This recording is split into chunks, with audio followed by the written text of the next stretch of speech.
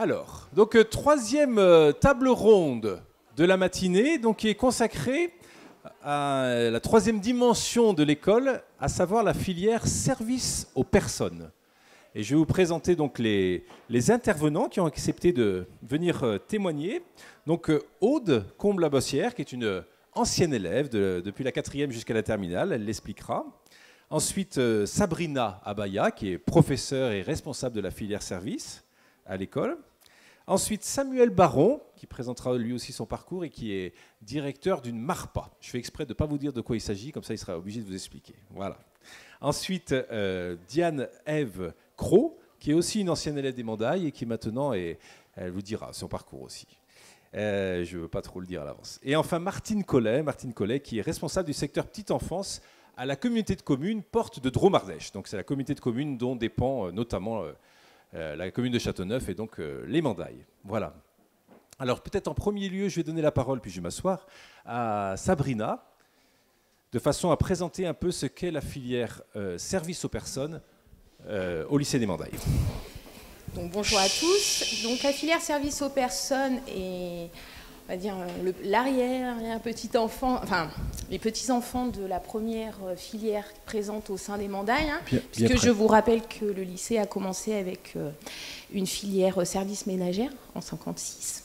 Donc aujourd'hui, cette filière s'appelle le Bac Pro SAPAT, service aux personnes et au territoire.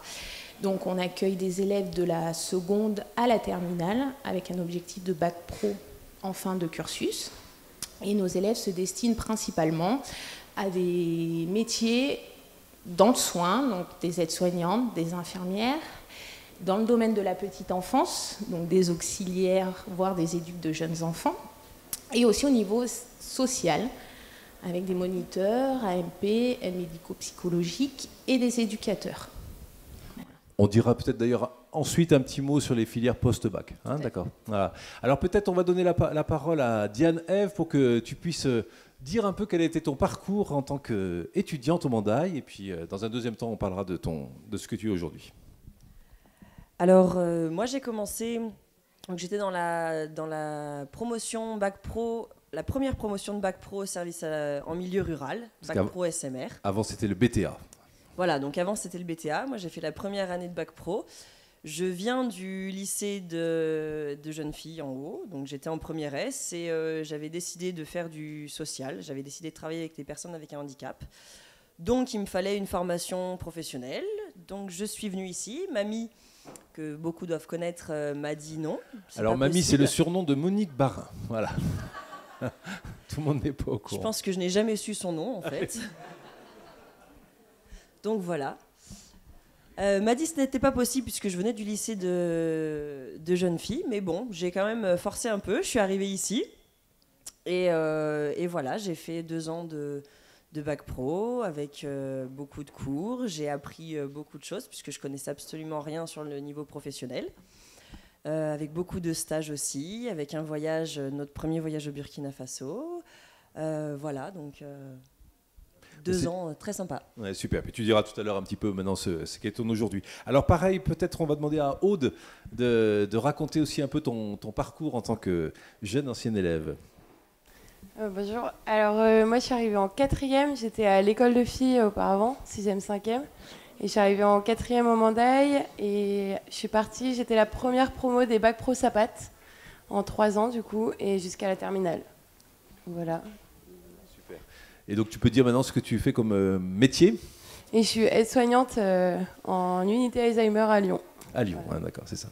Ok. Alors on va donner maintenant la parole à Monsieur Baron, tiens, ça sera plus facile, puis ensuite à Madame Collet, Samuel. Donc présentez-vous et puis dites-nous un peu quelle est la structure que vous avez la chance de diriger. Voilà, j'ai fait monter le suspense tout à l'heure. Donc Samuel Baron, merci de m'avoir invité tout d'abord. Alors je suis pas ancien élève, je suis ancien parent d'élève. Voilà, puisque mon fils était élève chez vous l'année passée en seconde générale et technologique. Et Marie d'ancienne élève aussi. Et Marie d'ancienne élève en BTA Labo à l'époque. Voilà. Donc au niveau de la MARPA, donc la MARPA c'est une maison d'accueil et résidence pour l'autonomie. Donc elle est située à Anneyron, c'est à 15 km donc au nord de Châteauneuf. Donc on accueille des personnes âgées, des personnes de plus de 60 ans. C'est plus joli que personne âgée. Personne autonome ou en perte d'autonomie. Donc, on va dire que c'est le domicile intermédiaire entre l'ancien domicile du résident et la maison de retraite. Notre objectif, c'est d'accompagner nos résidents le plus longtemps possible avec un maintien de l'autonomie. Alors pour ça, on propose des services à nos résidents. Donc, chaque résident a un petit studio dont il est locataire et après, il a des services communs, de la restauration, des animations et surtout de la stimulation, je vous parlais, pour ce maintien de l'autonomie. Alors du coup, on peut peut-être enchaîner, ça évitera de revenir après, mais donc aujourd'hui, donc, vous avez des anciennes élèves en tant que salariés, dites-nous un petit peu là. Voilà, donc nous on est une petite équipe, hein, on a 24 résidents, donc on a une petite équipe, on n'est pas médicalisé, donc on a des agents polyvalents, un cuisinier, donc un poste de directeur. Au niveau de nos 5 agents polyvalents, donc les 3 dernières personnes recrutées sont toutes des anciennes stagiaires, ce qu'on évoquait tout à l'heure. Alors, je vais être honnête avec vous, pas forcément des mandailles, hein, puisqu'on travaille avec d'autres établissements qui sont sur le secteur géographique. Mais pour nous, c'est vraiment une priorité de faire confiance à nos anciens stagiaires, nos anciennes stagiaires, pour ces postes-là. Pour plusieurs raisons. La première raison, c'est qu'on connaît, de par leur passage, durant leur stage, leurs compétences, leurs capacités. Pour elles, à l'inverse, elles connaissent notre établissement, elles savent à quoi s'attendre. Donc pour nous, c'est vraiment un échange. Quand on dit qu'on forme les professionnels, nos futurs professionnels, on est vraiment dans du concret par rapport à cette situation-là. Merci beaucoup. Alors, Martine Collet, donc, vous, en tant que responsable du secteur petite enfance sur la communauté de communes, dites-nous un peu quel est votre lien avec l'école et nos élèves. Merci. Bonjour à tous. Donc, moi, je suis Martine Collet. Je suis responsable du secteur petite enfance sur la communauté de communes Porte de Drôme-Ardèche, où se situent les Mandailles. Donc, historiquement, moi, je n'ai pas fait mes études ici. Ceci dit, je suis éducatrice de jeunes enfants. Et depuis maintenant 10 ans, j'accompagne des stagiaires qu'on accueille au sein de nos différentes équipes. On a au total 9 établissements, donc 8 crèches et un relais d'assistantes maternelles. Donc on a du potentiel pour accueillir des stagiaires dans ce secteur. Ceci dit, accueillir des stagiaires, c'est pas rien. Et en partenariat avec l'école des Mandailles, il y a tout un accompagnement, à la fois des professeurs accompagnants et à la fois de nos professionnels qui prennent ça très à cœur. Voilà, on n'accueille pas un stagiaire comme ça en claquant des doigts. Oui, c'est ça, vous vouliez insister là-dessus. Hein, voilà, oui, je voulais insister là-dessus, car c'est un travail à part entière. Voilà, on prend ça, c'est une mission professionnelle pour nos employés que d'accompagner nos futurs employés peut-être. Voilà, je le dirai peut-être plus tard. Oui, et puis peut-être on peut continuer, rebondir sur la dimension aussi du territoire, parce que l'école se sent vraiment ancrée, puis elle a une histoire, puisqu'elle a été voulue par des parents de la vallée, et aujourd'hui vous êtes dans une structure justement territoriale, c'est intéressant d'en dire quelques mots, cette dimension-là. Donc bien évidemment, c'est important de prioriser les stagiaires venant des écoles de notre territoire, comme le disait... Monsieur, ces stagiaires sont du territoire, connaissent le territoire, et il est important qu'elles sachent ce qui se passe en termes d'accueil petite enfance pour ce qui est de mon volet, bien sûr. Voilà. Merci beaucoup. Alors maintenant, Diane, Ève, peut-être je redonne la parole maintenant parce que tu n'as pas dit ce que tu étais aujourd'hui, et puis maintenant quel est ton lien avec l'école et ton parcours en fait après avoir quitté l'école. Alors mon parcours après l'école, en fait, il a commencé pendant l'école puisque j'ai fait mes stages de bac à l'Arche de la Vallée, donc qui est une structure pas très très loin d'ici. Peut-être tu dis 2 mots pour ceux qui ne connaisseraient pas, bien que ça soit très connu ici. Mais... C'est ça. Donc c'est un foyer de vie, foyer d'hébergement pour personnes avec un handicap mental. Donc il y a un foyer sur Châteauneuf-de-Galore et il y a 4 autres foyers sur Haute-Rive avec une section d'activité de jour, donc occupationnelle, qui accueille 40... Alors, on vient d'avoir 3 places supplémentaires, donc il faut juste que je fasse le calcul. On a 42 personnes accueillies maintenant. Très bien. Voilà. Et donc, tu as participé aussi, avec l'Arche, à des projets en lien avec l'école. Est-ce que tu peux en témoigner ? Oui, alors donc moi je fais partie aussi de la troupe de théâtre de l'Arche de la Vallée. Et avec cette troupe de théâtre, on intervient énormément sur les écoles, donc avec le foyer de charité, avec Saint-Bonnet et avec les Mandailles aussi, pour ouvrir, pour permettre de découvrir aussi ce qu'on fait avec les personnes avec un handicap. On est aussi intervenu à la Marpa d'Anneyron, et on va réintervenir là-bas aussi. On a en projet là d'en faire un nouveau spectacle. On est aussi venu faire plusieurs témoignages dans les classes. Ici dans les classes, hein, c'est ouais, ça. Voilà, dans les classes. On accueille aussi des classes qui veulent découvrir un peu notre structure. On a accueilli jusqu'à présent des stagiaires, alors un peu moins ces dernières années, mais on accueillait encore des stagiaires il y a encore de ça 3 ans. Voilà, on est même venu faire l'entretien des espaces verts avec mon équipe quand il y a eu un souci au niveau de celui qui s'occupait des espaces verts. Oui, ici. c'est ça. Ouais. Donc voilà, voilà, ça montre bien les interactions qui existent au quotidien entre les. Voilà. Peut-être Sabrina, justement, tu peux peut-être redire un petit peu l'ensemble des projets professionnels qui sont menés au niveau de l'école. On en a évoqué quelques-uns, mais il y en a peut-être d'autres qu'on n'a pas encore évoqués là. Alors la volonté quand même du lycée, c'est de s'insérer sur son territoire et essayer de répondre au maximum aux besoins des territoires. Alors Madame Collet et Monsieur Baron en ont parlé au niveau aussi des besoins professionnels. Donc effectivement, on tient une attache particulière à encadrer nos jeunes en stage, puisque comme Madame Collet l'a souligné, c'est un travail qui demande un investissement important des structures d'accueil, des maîtres de stage. Donc c'est normal aussi qu'en tant qu'équipe éducative, nous ayons un lien particulier avec nos maîtres de stage. D'ailleurs, je les remercie, parce que tout à l'heure, Madame Collet donnait des chiffres. Elle reçoit 150 demandes par an et elle répond à 45% positives. Donc c'est quand même important, on la remercie. Voilà. Donc des projets. Alors les projets, les Mandailles ont quand même cette volonté de s'ouvrir, parce qu'une école, souvent, voilà, on est en classe, nos jeunes... Surtout une école professionnelle, quoi. Voilà, une école professionnelle a envie de s'ouvrir et donc sortir de nos murs. Donc c'est pour ça qu'on participe à de nombreux projets. Alors il y a des projets internes à l'établissement, en lien avec les différents modules présents dans la formation, et des projets auxquels on répond par rapport à des demandes extérieures. Donc c'est vrai que chaque année, on participe en lien avec Madame Lédier, donc du CLIC, qui aujourd'hui est le CAP, qui s'occupe de la Semaine Bleue. Donc nos élèves participent à la... Donc là, c'est le département. Voilà, au niveau départemental, nous participons donc sur le secteur Drôme-Nord aux différentes actions du CLIC, du CAP, pardon. Voilà. Des projets aussi culturels, en lien avec les besoins. Donc on a participé à des expositions photo médiathèque. Voilà.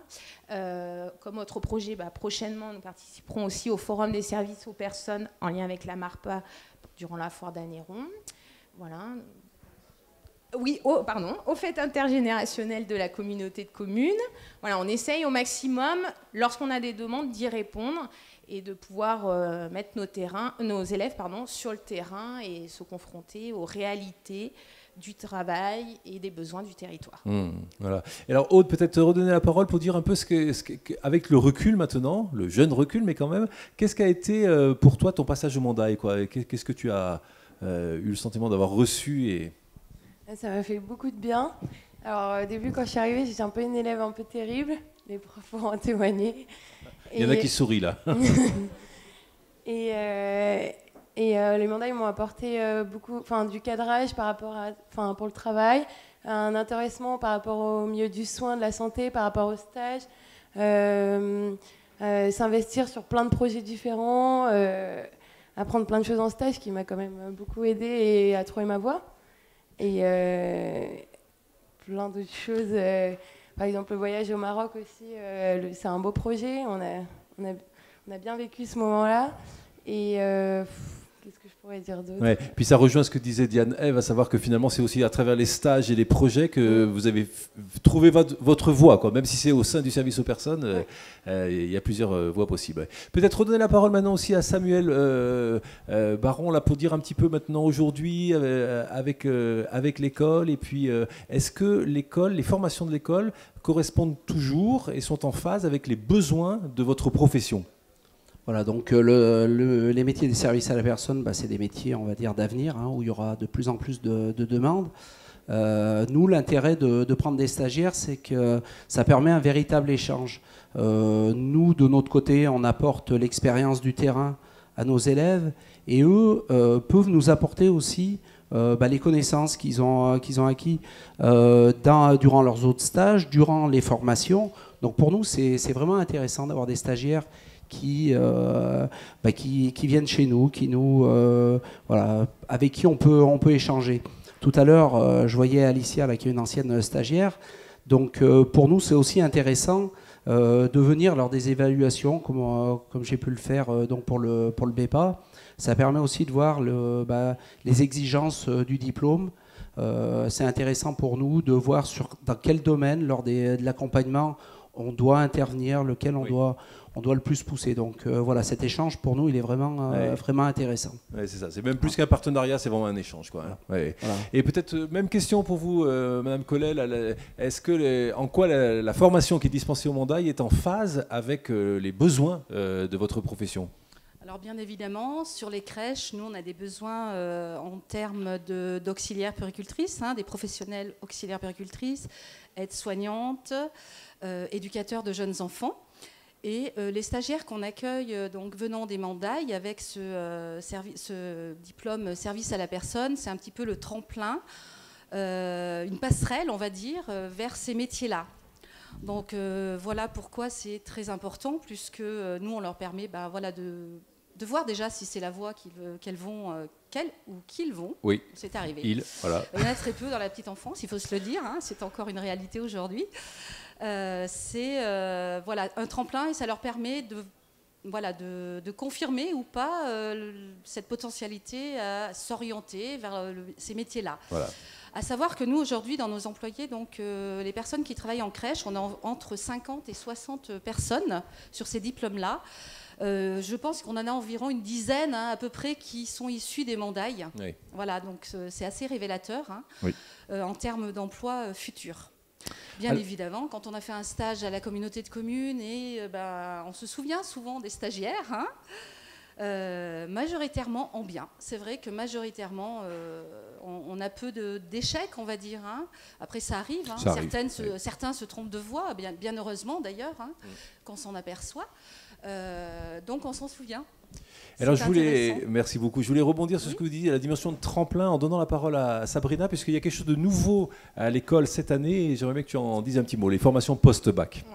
Alors au lycée, on a voulu redonner un dynamisme un peu à la filière service, puisque nous n'avions pas de post-bac, contrairement à la filière laboratoire. Tout à l'heure, vous avez du Bruno, je ne me trompe pas, et bien sûr parlé du BTS. Du BTS, voilà, c'est ça. Alors que la filière service s'arrêtait jusqu'ici, donc au bac pro, au bac. Au bac pro. Dans la filière service, des BTS sont plus d'ordre social. Et nous, ce n'était pas forcément cette volonté, étant donné que ce n'était pas le besoin de nos élèves. Et donc, en collaboration avec Madame Turpin, nous avons réfléchi, et l'équipe bien sûr, nous avons réfléchi à comment proposer un post-bac à nos jeunes en lien avec le besoin du territoire, en lien avec leurs besoins personnels et en lien avec les possibilités d'accueil de notre établissement. Et donc, en septembre cette année, nous avons ouvert une classe préparatoire aux concours sanitaires et sociaux, où dans la même classe, nous retrouvons des jeunes qui souhaitent préparer un concours d'aide-soignante, d'auxiliaire de périculture et de moniteur et éducateur. Donc c'est un projet qui est en pleine éclosion, qui a débuté cette année et qu'on pense va perdurer, puisque c'est un constat, c'est aussi un besoin de nos partenaires sur les années à venir, avec aussi une volonté, parce que comme on vous l'a dit tout à l'heure, on a une approche particulière avec nos maîtres de stage, nous nous rencontrons assez souvent, on entend aussi leurs besoins. Et on souhaiterait aussi développer la formation pour adultes, en lien avec des formations ponctuelles, et insister aussi sur les aidants, le domicile, puisque c'est l'avenir et c'est un besoin propre ici. Voilà, donc c'est vraiment un souci qui est porté par l'école, d'identifier les besoins des jeunes, mais aussi des structures professionnelles, et donc du coup d'essayer de pouvoir y répondre. Merci beaucoup à chacun d'entre vous. Alors écoutez, je vous propose de remercier nos intervenants, et puis voilà.